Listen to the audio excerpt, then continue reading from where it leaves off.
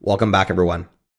So now that we've understood how to work with Apollo and GraphQL, let's talk about the advantages and disadvantages and why you as a developer or as a team may want a GraphQL and Apollo React application versus a Redux React application.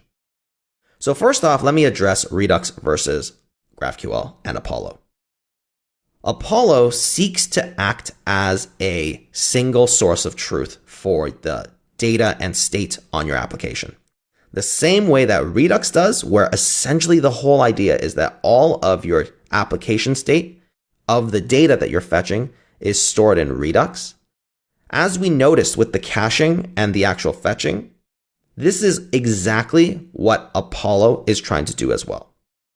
As a result, an application that uses Apollo does not need Redux. When it comes to more minutia details, such as what we did with context, you can still keep context and utilize context in order to make some of these storage options, or in order to utilize context as a mounter to make the initial call in the first place at the top level. All of these patterns are still possible when it comes to coordinating the actual fetches and when the state gets stored and etc. But the actual single source of truth, Apollo is now the single source of truth, not Redux anymore.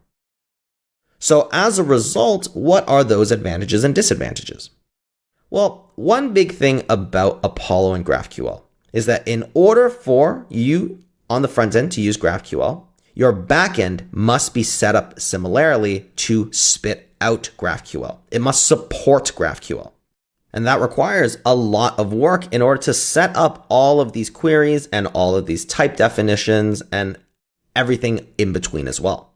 There's a lot of code to update on a server in order for it to be a GraphQL server.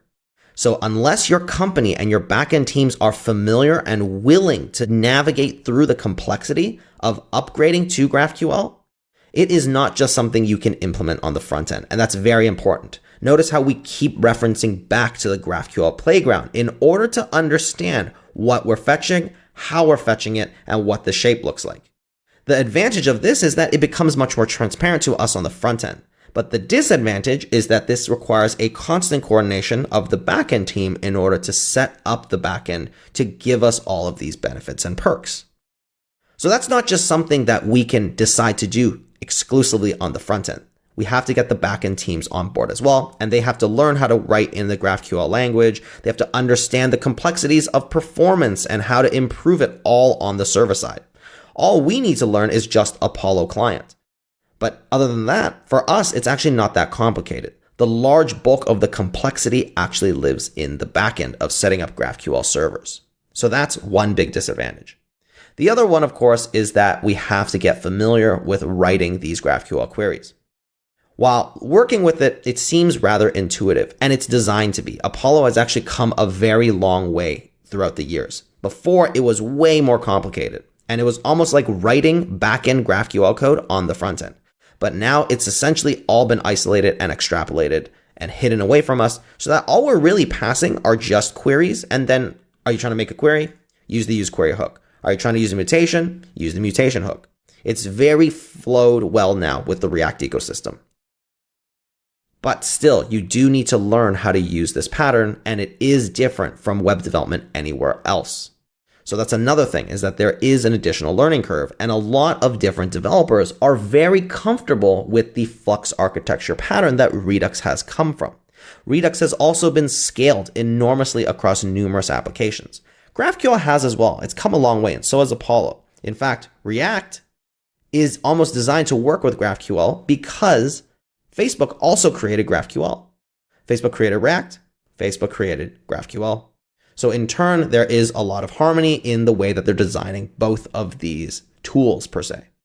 But once again, a lot of the time, it comes down to the team, and it comes down to the scalability of the team, not necessarily the technology, but are there enough developers who are more comfortable with the Redux architecture at scale, or are they comfortable with GraphQL? So those are additional considerations that go beyond just the technology that a good developer must think about before jumping on any new hot technology. But that's my piece.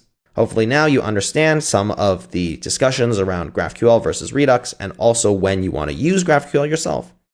If you want to use it in your own projects, feel free to do so. Just understand you'll have to learn the backend of GraphQL as well. But other than that, using it on the front end, as you can see, is very simple. So that wraps up our GraphQL section.